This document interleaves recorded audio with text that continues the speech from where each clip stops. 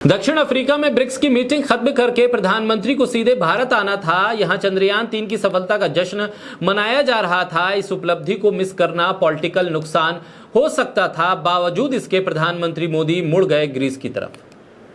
आज का ग्रीस यानी अतीत का यूनान, जहां कई महान दार्शनिक पैदा हुए।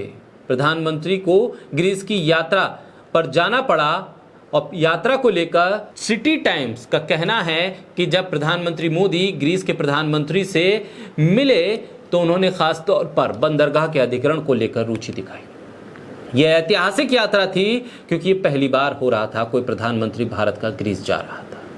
लेकिन जाना भी क्यों था? क्या बंदरगाह के अधिग्रहण और अडानी को मिलने वाले इस बंदरगाह और प्रधानमंत्री की इस यात्रा के बीच कोई कनेक्शन है? सवाल तो कांग्रेस भी उठा रही है और वहां के अखबार भी लिख रहे हैं। भारत ग्रीस के बंदरगाहों का अधिग्रहण करना चाहता है। इस रुचि के कारण ग्रीक सिटी टाइम्स के मुताबिक गौतम अडानी इसकी वजह बताए गए हैं ताकि ये साफ हो सके कि इस देश के भीतर हो क्या रहा है। प्रधानमंत्री सीधे ग्रीस पहुंचे और फिर वहां से बेंगलुरु। बोलता हिंदुस्तान पर मैं हूं आपके साथ फिर पे। अडानी ग्रुप शायद एक यूनानी बंदरगाह पर अपना अधिग्रहण करेगा। इसे यूरोप में भारतीय निर्यात के लिए एक प्रमुख प्रवेश द्वार के तौर पर देखा जा रहा है। पिछले हफ्ते ही प्रधानमंत्री मोदी एक दिन की यात्रा पर ग्रीस पहुंचे थे। ग्रीक समाचार पोर्टल अंग्रेजी भाषा के ग्रीक सिटी टाइम्स ने और स्थानीय मीडिया ने कहा है कि आधिकारिक वार्ता में जिन मुद्दों पर चर्चा हुई उसमें कम से कम अडानी की रुचि होने की संभावना थी। एक बंदरगाह या इससे ज्यादा बंदरगाह अडानी को मिल सकते हैं। दो बंदरगाह उत्तरी ग्रीस में कावला और वोलोस थे जो एथेंस से 330 किलोमीटर दूर हैं। खबर के मुताबिक ये सुझाव दिया गया था कि अडानी को तीसरे बंदरगाह अलेक्जेंड्रोपोली में दिलचस्पी हो सकती है। ब्रिक्स शिखर सम्मेलन के लिए दक्षिण अफ्रीका की अपनी 4 दिवसीय यात्रा के बाद प्रधानमंत्री अचानक ग्रीस पहुंच गए थे। ग्रीस की यात्रा 40 वर्षों में किसी भारतीय प्रधानमंत्री ने पहली बार की थी। 1980 के दशक में शुरुआत में ही ग्रीस की यात्रा करने वाली आखिरी प्रधानमंत्री इंदिरा गांधी थी।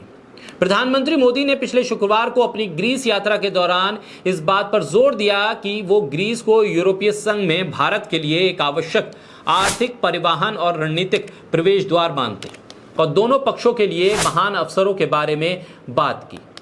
अंग्रेजी भाषा के पोर्टल ग्रीक सिटी टाइम्स ने बताया है कि प्रधानमंत्री मोदी और ग्रीक प्रधानमंत्री क्यारिकोस के बीच बातचीत में ग्रीस के बंदरगाहों के अधिग्रहण को लेकर ज्यादा रुचि दिखाई गई और खबर है कि ये बंदरगाह एक या दो बंदरगाह अडानी के पास जा सकते हैं। ग्रीक मीडिया ने यह भी बताया है कि भारत अपने यूरोपीय निर्यात के लिए एथेंस के पास ग्रीस के प्रियस बंदरगाह का भी इस्तेमाल करने की संभावना तलाश रहा है। लेकिन समस्या यह है कि यह सुविधा, यह बंदरगाह चीन नियंत्रित है। चीन की कॉस्को शिपिंग 67% हिस्सेदारी के साथ प्रियस पोर्ट को अधिकृत करती है, उसके मालिक है। चीन ने प्रियस के इस क्षेत्र में सबसे बड़ा बंदरगाह बना दिया है। शी जिनपिंग ने 2019 में बंदरगाह का दौरा किया और यूरोप के साथ चीन के तेज भूमि समुद्र लिंक और एशिया और यूरोप के बीच कनेक्टिविटी के लिए महत्वपूर्ण केंद्र के तौर पर इसे बनाया है। उत्तरी ग्रीस में कावला और पूर्वी बेसोडोनिया क्षेत्र में यह प्रमुख बंदरगाह है और बाल्कान के कुछ हिस्सों में यह अपनी सेवा देता है। इस तरह से यह महत्वपूर्ण बिंदु है। भारतीय खेपों के लिए यूरोप में प्रवेश द्वार के तौर पर कम से कम कुछ और बंदरगाह होने की आवश्यकता है। ऐसे में एक या दो बंदरगाह भारत अधिकृत कर सकता है और ये बंदरगाह अडानी के पास जा सकते हैं। और ऐसे में भारत और ग्रीस के बीच कुछ और मुद्दों पर भी सहमति बनी है। लेकिन सवाल यह है कि चंद्रयान 3 की सफलता का जश्न मनाने से पहले ग्रीस की एक दिन की यात्रा से क्या अडानी का फायदा होने जा रहा है, इसलिए प्रधानमंत्री ने अपना रुख भारत की जगह ग्रीस कर लिया था।